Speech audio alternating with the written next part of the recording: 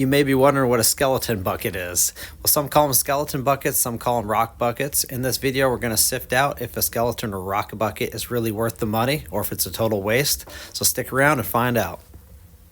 Well, hello, I'm 𝗍𝗶𝗍, welcome back.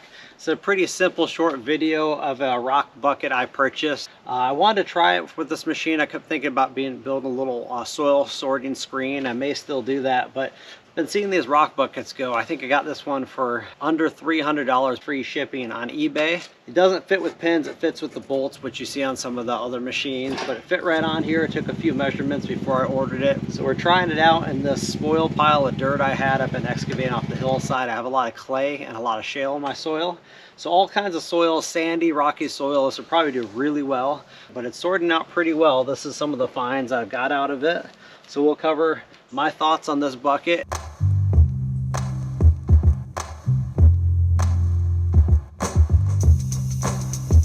So keep in mind, this is the first time I've ever used one of these rock buckets before, and I'm just figuring out the motions and movements for sifting out and separating the rocks from the soil here. I was really surprised how quickly the soil falls out, leaving just the large rocks behind. Here I was just dropping the rocks off in another pile, so I had a little rock pile and a sifted soil pile. As large as this bucket is, even my little 1-ton Mini had no problem full reach with the full bucket load, and it seemed to handle it just fine, but the bucket itself is quite light.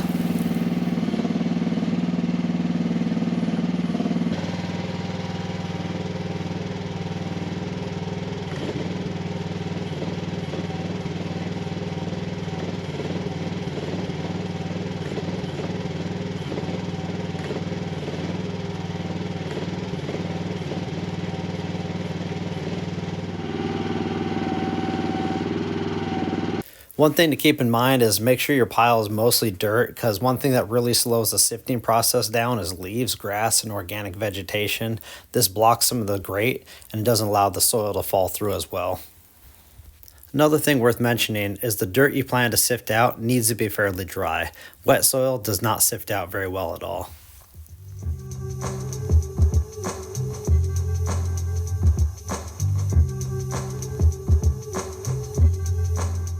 Tried a lot of different ways of sifting this soil, different movements on the machine. I found the best one was adjust your bucket, maybe shake it a few times, get the rocks to settle out, and then move the dipper back and forth, and quick motions kind of cause it to agitate. So here's something interesting I want to point out about my Rippa R319 used in the video. It has direct levers to the hydraulic valves. These kinds of controls sometimes cause the machine in general to be a little more jerky. But in this situation, the jerkiness is definitely helpful to agitate the bucket to get the dirt to fall out a little cleaner. So the reason I mention that is I have a new Rippa now, and it has hydraulic pilot controls. The new machine, those pilot controls are very smooth on it, almost too smooth for this kind of situation, because I go to agitate those pilot controls and it smooths stuff out enough you don't get the agitation like it did with this direct linkage to the valve body machine. So that's something to be said.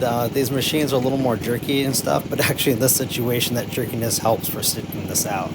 Now long term would say, is that good on your hydraulic system, your valve body and your hydraulics? I don't know. I think the machines are built good enough to handle this on occasion, but it still might be a little hard on the machine over time.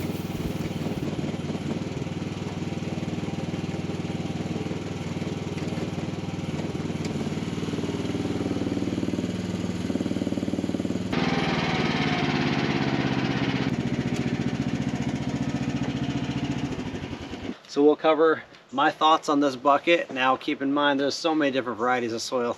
Some soils will probably work better. I don't think this is optimal soil I'm running on this machine. I think for little garden bed projects, old flower bed or weeding a garden, bigger garden area, churn it up with the main bucket, put this rock bucket on, especially summertime when it's nice and dry, sort out your stuff. I don't think you're going to do yards and yards and yards of material. Granted, I did about a yard here in about 20 minutes. Give or take what kind of soil you have, it may or may not be the right attachment for you. My honest feeling on it is it actually works pretty good. So here's my spoil pile. This is all the shaly bits and bark and whatever else comes out of it. I'll probably just spread this on some of the trails around here. It's got to be dry. This has been rained on for the last week and a half, and the inner part's nice and dry. This stuff on the end, it's got so much clay it just clumps up, you know, so it's not going to be easy To do that, you want the dry stuff so it sorts through that bucket easier. This is the stuff I've been sorting through: wet on top, dry in the center. A lot of clay and shale in my soil. This is the screen pile. Some of the rocks that will fit through it or tumble over the side just fall around the edge. So there's more gravelly stuff at the base, but pretty good. Probably not the easiest shaking it that much on the hydraulic system, but hey man, it's a little workhorse. We'll see what this machine can do.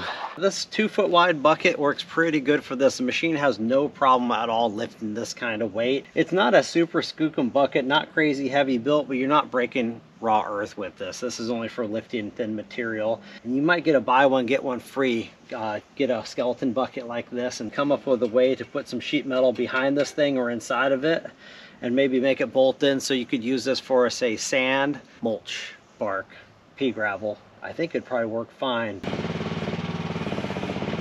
Depending on the material you're trying to move, it actually works as a pretty good large capacity bucket. Right here is just some compost and it's scooped out, and not much really filth with the slats, so something you might be able to use for a large capacity bucket.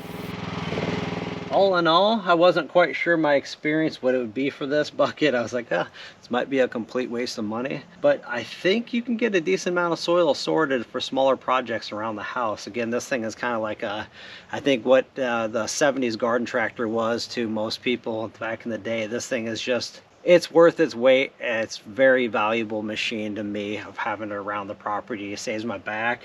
And to be able to buy a simple bucket like this, yeah, you could make one, but for the, I think it was just barely over $300 after tax.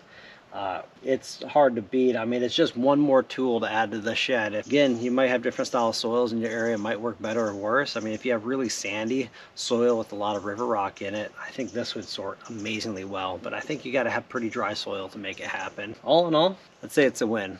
When I was out moving a bunch of light mulchy soil, I had the bucket on here, and there was a tree that fell across my trail last winter. I found the bucket to be super useful because it has so much capacity to pick up all this leafy debris and small sticks on my trail. Definitely worked well for clearing out, a lot better than the stock small bucket. But because that bucket has a lot of holes cut in it, I just feel like it's a little bit lighter duty. So you got to be a little more careful. I was able to pick up log rounds and things like that, but you just can't go crazy on it and clamping stuff down like nuts because you probably end up bending it. So one of the cool thing about this bucket though is because it's so light, you can full reach the machine and grab stuff at full reach and it doesn't feel too tippy.